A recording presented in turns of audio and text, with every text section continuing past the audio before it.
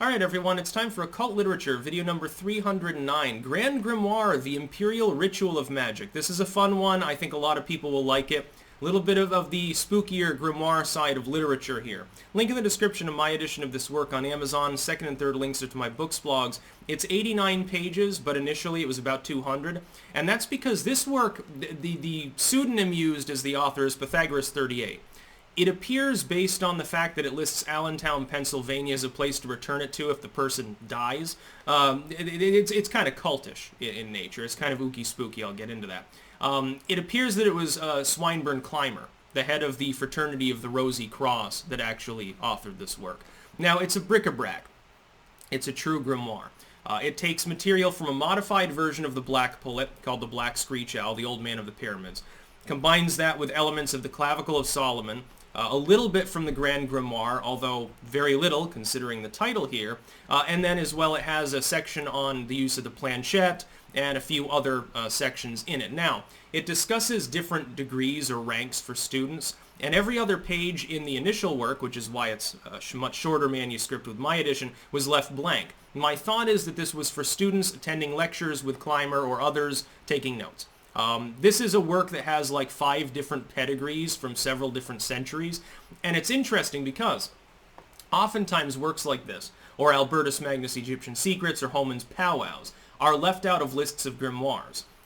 That's improper because it contains exactly the same kind of different pedigreed material as things like the Petit Albert. Certainly if you look at the Lesser Key, the texts are all over the place. One of the texts comes in 2 different forms and later.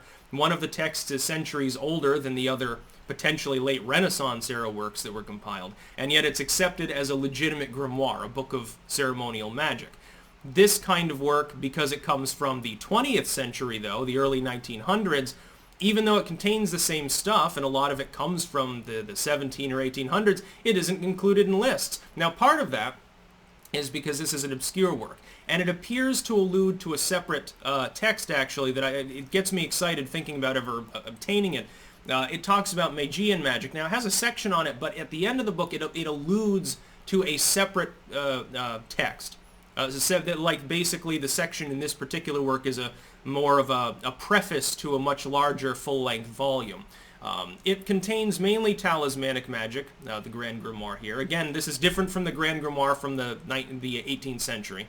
That one was about summoning Lucifuge Raphael to find treasure, and it was loosely a political work, shrouded as a spiritual work. If you look at it, you will find multiple statements in the original Grand Grimoire that appear to be politically motivated, specifically against European monarchy and tyranny. It appears to be a political tract. It's sort of like the Steganographia.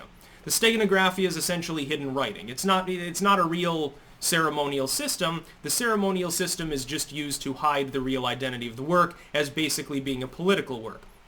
You see this with alchemy all the time. There are a very large number of alchemical works that ultimately they're about chemical preparations but talk about angels, or they're about spiritual matters and talk about chemical preparations. Again, as above, so below, it definitely applies. This work is mostly talismanic, though. You could literally use it to create magical rings, magical seals, and it tells you how to talk to the dead, and how to put spirits in crystals and use them to obtain your desires. It can be a little bit bizarre at times, which is fun. This is exactly what a grimoire should be. Again, the initial work was much longer, but that's because every other page was blank, probably for note-taking purposes. Clymer is presumed to be the author, but did so under a pseudonym. And it must be a near-extinct work, so it is good to have more physical copies of the actual manuscript in a new form out there in the world, because you never know when a book might go extinct. I've had several times that I've seen works alluded to in other works, including one that was supposedly a grimoire written by Thomas Jefferson, of all things, if I remember correctly, that probably are extinct. You can't find any information about them. There's no entry. The Library of Congress doesn't list them or anything. In some cases, some of these works might have been fucking handwritten copies. There are probably hundreds of little black Svartaboka all over Scandinavia, the little, basically domestic, what they called receipt books, that are essentially grimoires. They contain prayers or little tips and tricks, potions and ointments and hexes. It's a fascinating subject, I'm sure. There must be many, many books like that out there. This is a compilation, though. I did my best to reformat it to make it a little bit more palatable as well. So again, link in the description of my edition of this work on Amazon. Second and third links to my books, blogs. Highly recommended, definitely worth a read. That's about all. Peace out.